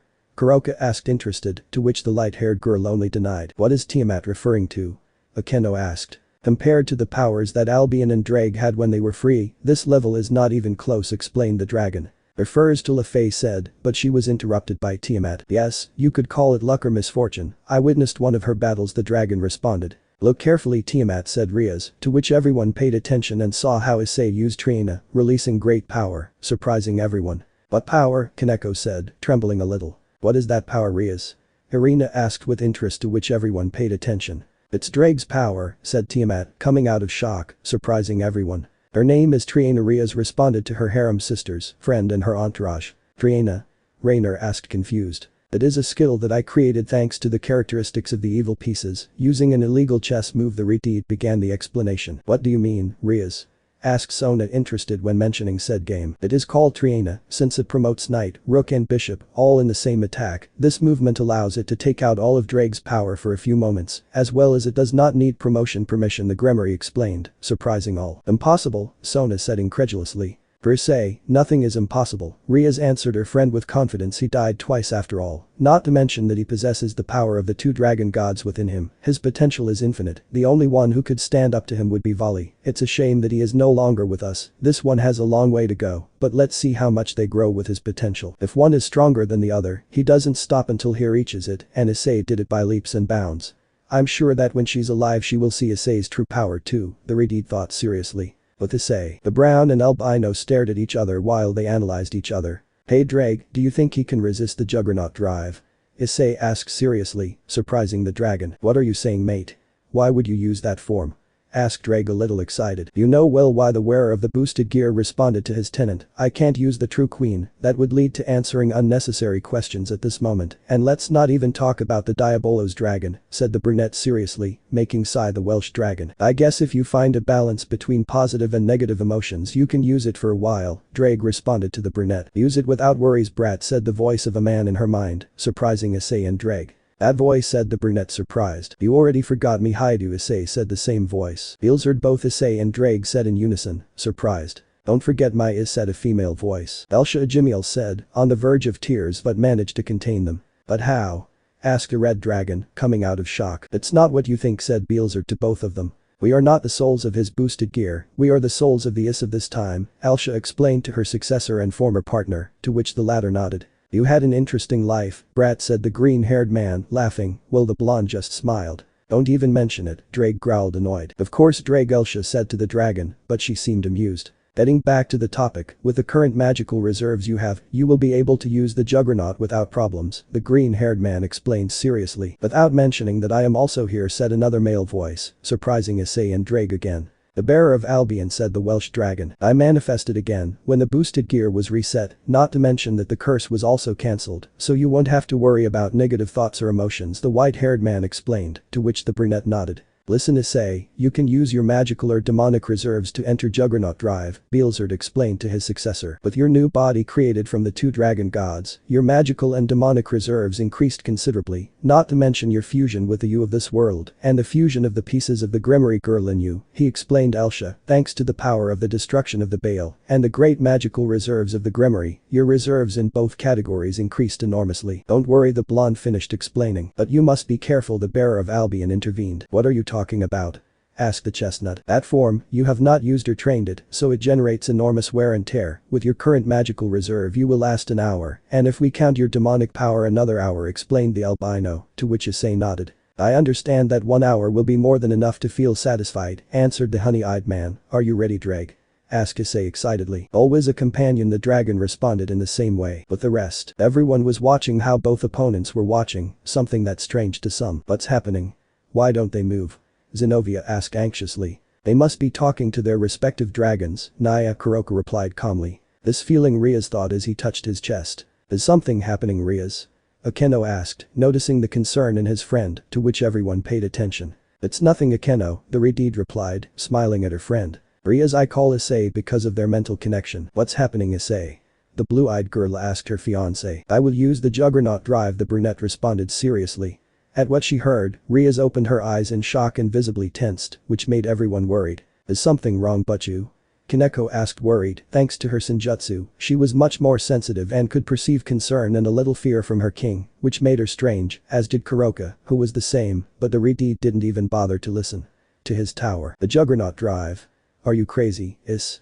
I don't want the same thing to happen as last time, said the Gremory with great concern, while she began to sweat, worrying those who looked at her even more. As I told Dreg, it is the only option. I can't use the Crimson promotion, since it would lead to many questions, and not to mention the Dragon Diabolos, the brunette explained, trying to reassure his fiancé. I know, but she said, but her thoughts were cut off, while she trembled unconsciously. Rias, the girls called the Gremory, but she did not react. What's wrong with Butchu? I asked worriedly. I don't know, but she's afraid of something, Kaneko responded worriedly. More like terror, I would say, Kuroka added seriously, worrying everyone even more. What will it be? Rainer asked out loud, but no one knew how to answer him. Perhaps it will be.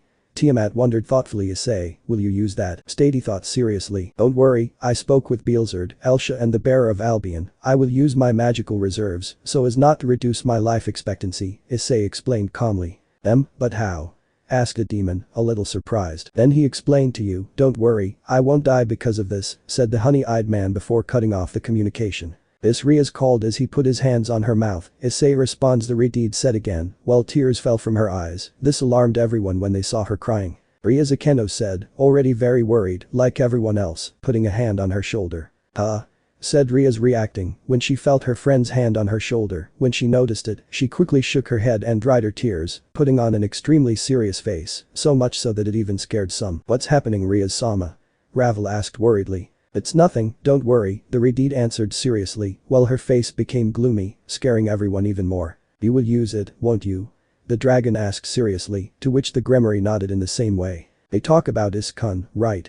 Kiara asked what will she use? She asked again seriously, to which both women looked at her darkly, but she didn't even flinch. Juggernaut drive, both responded seriously, leaving an abrupt silence. That.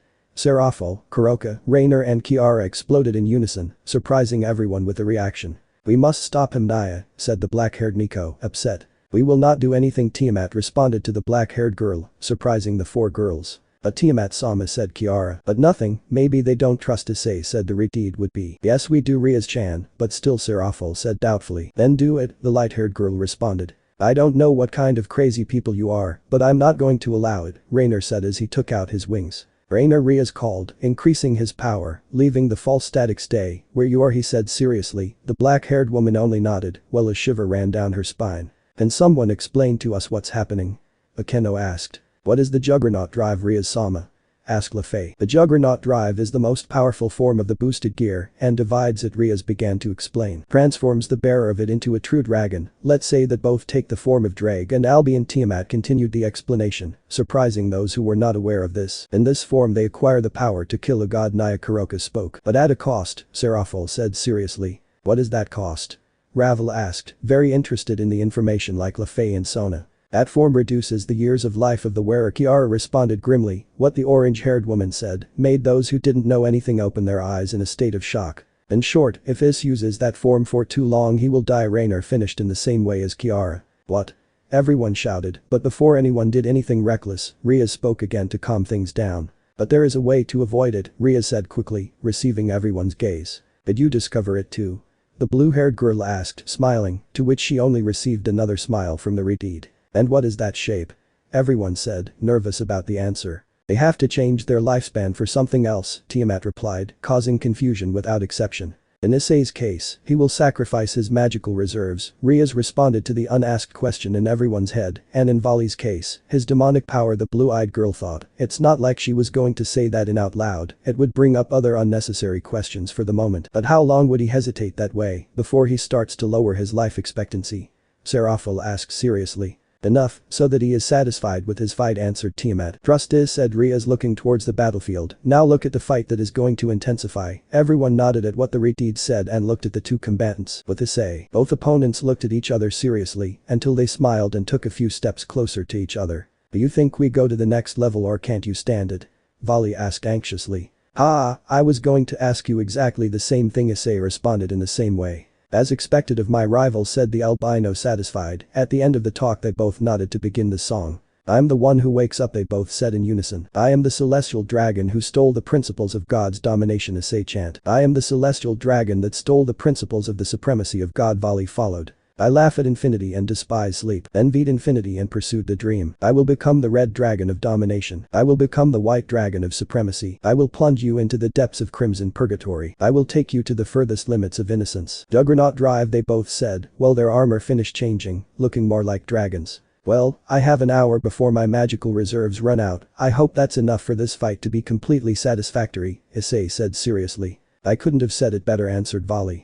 Both celestial dragons began the attack on their opponent, beginning an exchange of blows at a much greater intensity and speed compared to when they used their scale mails, spreading their wings, deciding to fight in the air. Just as they did a few minutes ago, they took flight while they continued their exchange of punches and kicks. Then Vali gave Issei a strong blow in the stomach and then gave him an upcut to the jaw, a blow to the chest and a kick to the head, causing a trail of red color crashed into the ground, making a crater. A green laser beam came out of the smoke, produced by the Juggernaut's mouth, which Vali dodged. The chestnut quickly left the crater to attack Vali with a blow, which he dodged. But Issei did not stop there and threw a kick at the white-haired man's head, who blocked it, then hit with his right fist. But again, Vali took it with his hand, and then another one, obtaining as a result, Vali with both of his fists. Issei in his hands. What's happening, my rival? Is it all your power? The white dragon asked mockingly, causing the brunette to click his tongue in annoyance, and then kick Vali, separating himself from him. What's wrong, Drag? Why can't I hit him? In these forms we are supposed to have the same strength, Issei spoke with annoyance to his dragon companion. And it is like that, mate, but he has more experience in this state. Well, you are used to using your true queen, explained the Welsh dragon to his companion. Don't despair, Is, relax, focus on your opponent and attack, Elsha instructed the brunette, which he took, closing his eyes, inhaling and exhaling air. Visualize your opponent. He turned to hearing the voice of the blonde in the head of the honey-eyed, to which he concentrated on his surroundings, finding the presence of Vali in front of him. Taking importance only to that attacks, shouted the previous bearer of the Welsh dragon with enthusiasm. The current wearer of the boosted gear, neither slow nor lazy, attacked the albino at great speed. He, like before, blocked Issei's attacks, but the brunette became more ferocious with each blow that the white-haired man blocked, overwhelming the wielder of the dividing until he landed a blow on Vali's face. It's time for me to get even, Issei whispered, so that only the albino could hear him, and then gave him a strong right hand, and then a left hand, and he continued hitting him in the stomach until he was satisfied, finishing him off with a hammer blow to the head that hit him. He sent to the ground, causing a crater of the same size as the previous one. Just as the brunette did, the white-haired man launched a blue laser beam, which Issei dodged. Coming out of the crater, he attacked with his fists, but the brunette grabbed the two blows from his opponent and then began to struggle, beginning to hit each other with his knees, which were cancelled when they came into contact with the other, and they even began to butt heads. But if you could see both of them, you would notice that they were smiling because of their battle. Boost, boost, boost, boost. Braig's voice was heard from the green jewels, increasing Issei's power, to which he began to win the struggle by pushing Vali back. Divide, divide, divide, divide. Albion's voice was heard from the blue jewels, dividing Issei's power in half and giving it to the albino. This caused the balance to twist, and now it is the bearer of the divine dividing who will win the struggle, pushing the brunette back, but he kicked Vali and then separated. Boost, boost. The honey eye increased to once again be on par with his opponent. After that, both would attack each other at an incredible speed, exchanging blows again, and a large red and white trail would be seen in the sky as they collided at a high speed. Monstrous, will both nullified each other's attacks. Have to mention, it was heard from the blue jewels of Vali's juggernaut as everything around her was divided. Dragon shoot, said the chestnut, launching his characteristic attack, which like the previous time generated a huge explosion, but this time Issei passed over it, giving a strong blow to a surprised Vali. sending him flying, being followed by the honey-eyed, who he received a combo of blows that disconcerted the white-haired man. Recovering quickly, the blue-eyed man returned the combo, dislocating Issei due to his opponent's quick reaction. Seeing that a blow was coming towards him, the wearer of the boosted gear recovered his senses. He focused to dodge his rival's attack, which he managed to do, returning the albino's punch. Receiving his block, they returned to a quick exchange of blows in the air, and stayed like that for a while longer, between boost and divide. Blows and blocks, remaining in a stalemate, so they decided to separate. "Do you think we finish with one last attack?" Issei asked, smiling. "It seems good to me," Volley responded in the same way. Well, the gems on her breasts opened, and a large amount of energy accumulated in that place for a few minutes. "Long in a smasher," they both said, so that a large mass of green and blue energy came out of both of them, and that upon impact, generated a large explosion that consumed them, sending them crashing to the ground, injured and without their juggernaut active. Both slowly got up with some pain in their bodies from both the fight and the burden of using that state. They both looked at each other with a satisfied smile. "Do you think if we leave it for next time?" "I'm satisfied," said the brunette, looking at the white-haired boy. "I think it's good," said Volley, and then took out his wings.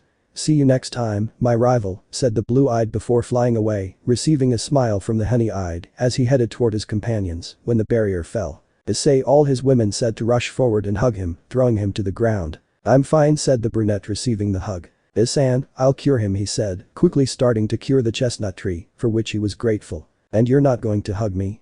the honey-eyed man asked Tiamat, who looked at him seriously. "I'm not very affectionate," the dragon responded, approaching Issei, giving him a passionate kiss and hugging him. "Let's see what you say after I mark you," Issei whispered mischievously in the ear of the blue-haired girl, who blushed furiously when she heard what her partner said. "Hi-do," Sona called, annoyed, to which the aforementioned paid attention, seeing that she seemed tired just like her entourage. Observing Seraphol, Kuroka and Lefei, he noticed that they were the same, but to a lesser extent, so he downplayed it. "Who is going to clean up this mess?" she asked, annoyed. Pretending not to have heard, she went along with Tiamat, where the others were gathered in a group, and they disappeared in a magic circle. "Goodbye, Sotan," the Leviathan Mayu greeted happily before disappearing. "Wait, don't leave," the Citri shouted angrily. "Damn occult club and its problems," Sona said, sighing, followed by her entourage, and then began to fix everything destroyed, leaving it like new, so all the members of the student council were very happy. Tired. S2 Chapter 31. Starting from scratch. Hi-do residence. In the basement of the residence, the Gremory group appears, along with Issei's servants, Seraphol and Tiamat. "Welcome to my house," Tiamat said Issei to the dragon that he saw around him at this moment. "We are in the basement, where we have the teleportation circle. Although from time to time we only appear in the room or through the use of dimensional cracks, which is easier to get around in my case," the chestnut-haired man explained to the blue-haired girl. "It is also used when we have visitors, although I normally bring them with me," the honey-eyed boy continued with the explanation. "I understand," the dragon nodded to her companion. "Well, Ice, the girls and I will go upstairs to help Okasama make dinner. You show Tiamat around the house," said Rias, before leaving with the others, to which Issei only nodded. "Well, Matt-chan, I'll give you a tour," said the brunette, making the light-haired girl blush because of the nickname, but she quickly nodded, and so Issei gave his partner a tour of the lower floors of the house, showing her the training field, the hot springs, pool and other underground floors of the house. When they finished, they were going to go to the upper floors, but Issei received a call via magic circle that he had to answer. "Hello," said Issei to the person on the other side. "Gabriel, who you need?" the honey-eyed man asked the now identified Seraphim. "Well, we'll wait for you," Issei said happily, before cutting off the communication, missing the light-haired girl. "Is something happening?" asked Tiamat. "We must go to where the teleportation circle is," Issei informed the light-haired girl. "Gabriel will come to visit us," the brunette finished, starting to walk. "The Seraphim?" Tiamat asked, interested, to which the brunette nodded. In a few moments they were waiting for the blonde to arrive. A few minutes passed, and the circle began to shine. When the brightness dissipated, a blonde could be seen, extremely beautiful in her appearance. "Place." "Ice," said Gabriel, smiling. "Gabriel," the brunette answered as he opened his arms. Seeing him, the blonde rushed towards him, giving him a soft and sweet kiss, while she wrapped her arms around the honey-eyed man's neck, and the latter surrounded his arms around the archangel's waist, deepening the kiss, all before the stoic gaze of the Karma Dragon of Chaos. A couple of seconds they separated and stared at each other for a moment, until Tiamat cleared her throat. "Oh, I'm sorry, I didn't realize you were there," the blonde said sadly. "I'm Gabriel, one of the 4 Seraphim of Heaven," the archangel kindly introduced herself. "I'm Tiamat, Dragon Queen." "My pleasure," Tiamat greeted in the same way, surprising the blonde. "You're Tiamat, I didn't know you looked that way," Gabriel said, coming out of surprise. "Ice has told me about you. Your aura also gives you away like a dragon," said the blonde, thoughtfully the last part. "So Ice is talking about me," said the dragon, looking mischievously at the brunette, who blushed.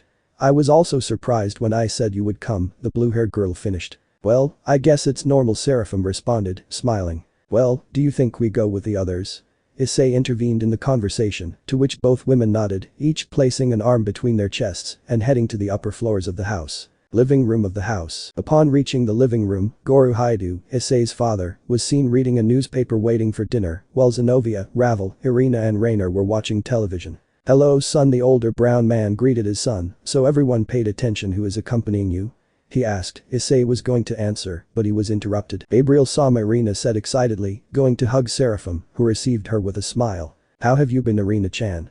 The blonde asked with a smile. I've been fine, the orange-haired girl responded as she separated from the hug. Stop the commotion, Irina said, Zenobia getting up from the chair. Nice to see you again, Gabriel-sama, the blue-haired girl greeted with a small bow, being followed by Ravel and Rainer. It's been a while, girls, the blonde greeted. Well, man, said Issei looking at his father, while Tiamat and Gabriel imitate their partner watching their father-in-law, who was paying attention to what was happening. They are Tiamat, one of the dragon queens. The chestnut introduced a dragon to the dragon, surprising her and the archangel for how she presented them. Don't worry Tiamat-sama, Gabriel-sama, both Odo-sama and Oka-sama know about the existence of the supernatural world, said Ravel, seeing the surprise on the faces of both women, who nodded. Nice to meet you, Tiamat said, bowing to show due respect to her partner's father. And Gabriel, one of the 4 seraphim of heaven. Now it was the turn to introduce the most beautiful and strongest woman in heaven. It's a pleasure, Mr. Haidu, said the blonde, imitating what the dragon did previously. It's a pleasure to meet you and please treat me more naturally, you're one of my daughters-in-law, right? Goro responded to the 2 women, asking the last thing, who nodded. By the way, where are the others? Issei asked. Well, as always, Rias, Akeno, Asia, Kiara, Seraphil are helping Kasan, Lefei is in the library, Kuroka and Kaneko are talking about something in the rooms, Rainer responded, to which Issei nods. Library, why didn't you mention that there was one? Tiamat asked the brunette, who got nervous when he received so much attention for the question. Don't be surprised by Tiamat-sama, I-sama doesn't usually go much, Ravel responded to save the brunette from doing so, who didn't know whether to feel offended or grateful for what his manager said. In fact, the library was an invention of Lefei-chan some time after he came to live here. It is very large and has books of all kinds, and when Ravel-chan arrived it expanded. That is where we learned everything we had what to know about the supernatural world, Issei's father explained. Both the dragon and the seraph nodded. Well, do you think if I introduce you to my mother? Issei asked the blonde and blue-haired girl, who nodded and then headed to the kitchen. In the kitchen were Rias, Akeno, Asia, Seraphil, Kiara and Issei's mother cooking for dinner. When Issei and his 2 companions entered the room, when they all noticed him they stopped what they were doing and looked at Issei, seeing with who came, most of them smiled, of course except Seraphil, who frowned. What are you doing here? The pig-tailed Mayu asked with annoyance when she saw Gabriel. Seraphil, I've come to visit, the blonde replied with an innocent smile that bothered the black-haired girl even more. All you want to do is steal me from me, don't you? Seraphil asked again, confusing the seraph. But yes, we are already sharing it, why would I want to steal it from you? Gabriel asked innocently. What the archangel said made the Mayu clench her teeth. Enough, Seraphil, Samarias intervened in the conversation. Both Gabriel-san and you are a couple of ice, so talk, share and above all get along, do you understand, Seraphil? The Redeed said seriously to the black-haired girl, who only pouted. Nice to see you again. Gabriel Rias gave the blonde a hug while she said that, which she reciprocated. I say the same thing, Rias-chan, answered the blonde. It's nice to see you, Gabriel-sama, said the black-haired mixed-race woman, bowing. Nice to meet you, Gabriel-sama, we have not met before, my name is Kiara Ligos. He introduced himself to the demon imitating Akeno. A pleasure, said Seraphim, smiling. It's a pleasure to see you here, Gabriel-sama, he said, smiling at the archangel. Oh, Asia-chan, it's nice to see you, the blonde said, smiling at the former nun. Kasan, I would like to introduce you to Gabriel, one of the 4 seraphim of heaven, said Issei, presenting his guardian angel to his mother. It's a pleasure to meet you, Oka-sama, Gabriel greeted, bowing. I'm glad to meet you, Gabriel-chan, I'm Miki Haidu, Issei's mother. The woman introduced herself to one of her daughters-in-law with a sweet smile. And this is Tiamat, one of the dragon queens. Now it was the dragon's turn to be introduced, which she imitated her sister from the harem. Nice to meet you, Oka-sama. The pleasure is mine, Tiamat-chan, said the chestnut tree's mother, delighted that her son is so loved. Well, Gabriel, you said you wanted to help in the kitchen, the honey-eyed man said to the blonde, who nodded enthusiastically. Well, Gabriel-chan, then help us, Mickey said, smiling. The blonde just nodded. We will go find you a room, Matt-chan, said Issei, while Tiamat grabbed one of his arms. Oh, Issei-kun, go to one of the rooms on the 3rd or 4th floor, said Akeno. The brunette only nodded to the words of the fallen half. Well, my dragon, which floor do you want to stay on? The brunette asked as if to guide you. On the second floor, there is Rainer, LaFay, Kiara and Ravel's room. On the third floor is my parents' room, mine where we all normally sleep, or when it's one of the girls' turn. Specific girl to sleep with me, Rias, Asia, Serafal and Kuroka. On the fourth floor are Akeno, Kaneko, Zenobia and Irina, the brunette explained, giving the location of each room. The third floor is fine, answered Tiamat, smiling. The closer it is to you, the better, the light-haired girl finished, bringing Issei closer to her. The honey-eyed boy nodded and then went up the stairs to the floor the dragon chose. Meanwhile, Kuroka's room. Kuroka entered her room with Kaneko and To, whom she left in front of her while she sat on the bed. Why do you bring me to your room like that, Wani-sama? The white-haired girl asked, confused. Because we have to talk, Shirin, the black-haired woman said seriously, without letting out her typical cat meow. Upon hearing her, the Gremory Tower raised an eyebrow. I know you have many questions about everything I did, Naya, so ask whatever you want to know. Naya the Nekashu said a little calmer. I have nothing to ask, I know why you did it, said the minor Nekomata without expression on her face. You know? The black-haired girl asked confused. Yes, you went crazy because of the power, Kaneko responded dryly to her sister, who opened her eyes in surprise for a moment. No, Kuroka shouted, surprising her sister. That wasn't like that, it wasn't like that, said the black-haired woman, almost desperate. And then why was it? Kaneko asked, coming out of her blind because of her sister's previous scream. It was to protect you, the older Nekomata responded, causing the albino to frown. Protect me? The white-haired girl asked, smiling sarcastically. You say you made me go through all that to protect me, Kaneko shouted, while tears of rage came out of her eyes. Shirin Kuroka tried to reassure her sister by caressing her cheek, but Kaneko quickly pushed her away. Don't touch me, said the younger Nekomata trying to leave, but she was interrupted by a hug from Kuroka. Shirin, don't go, the black-haired girl said as tears began to come out of her eyes. The Gremory Tower tried to get away, but couldn't. Please listen to me, let me finish, the hazel-eyed girl asked her little sister, separating herself from the hug while she wiped her hands. Tears. Explain yourself, Kaneko said, imitating her sister. My former king was a power-hungry man who would make even his servants and family go through crazy power-ups and had developed an experiment to test the power of a Nekomata. Seeing that he wanted to include you in his crazy experiments, there was no other option than to kill him if he wanted to protect you, explained Kuroka, a little upset, surprising Kaneko with what she said. Experiment? Asked the surprised albino. Yes, he was involved in the invention of super demons and they wanted to use you as a test subject, Kuroka explained grimly. Upon hearing her youngest Nekashu only lowered her head. We were nothing more than simple experiments, whispered the bewildered albino. Shirin, the black-haired woman called, raising her sister's head. As she did so she saw how tears fell from her eyes. I know that even if I tell you this, I have no forgiveness for everything you suffered when I left you, but I came to Kuo, I looked for to Ice Naya, and I joined him, with the sole objective of being able to see you and be with you, Kuroka explained, while wiping the albino's tears. Showing the affection when she mentioned the chestnut. Besides having strong kittens, Naya, she said mischievously, receiving a hit by the younger Nekomata. The black-haired girl looked at her, and saw that a small smile adorned her face. Shirin, all I want is to start from scratch again, be with you again, teach you, and I know that Ice Naya will help us with that, after all. Naya promised me. Kuroka smiled when she finished saying that and looked at her sister. I forgive you, Wani-sama, said Kaneko, hugging her older sister, surprising her. Let's start from scratch, Shirin said the black-haired woman while tears fell from her eyes again. Let's start from scratch, Kuroka said, separating from the hug and wiping away her tears. Both Nekomata sisters remained in a comfortable silence for a few minutes. Kuroka, Wani-sama, I call the Gremory Tower. Tell me, Shirin, the black-haired girl responded to her little sister. I want to be one with Ai-senpai, said the albino, disconcerting Kuroka for a moment. Was the only thing the Nekomata could say in response to what her sister said. What you heard, I want to be one with the senpai, the white-haired girl said again. No, Shirin, you are still very small. If you get pregnant it could cause problems in your growth, and it is dangerous, the Nekomata responded seriously. Hama-ni-sama, nothing will happen, I just want him to mark me. The Akatori has already been marked by him and is the same age as me. Also the demons have a low birth rate and you have already been marked by him. I can feel his essence in you, the albino countered her sister, who sighed. Why do you want Shirin to mark you?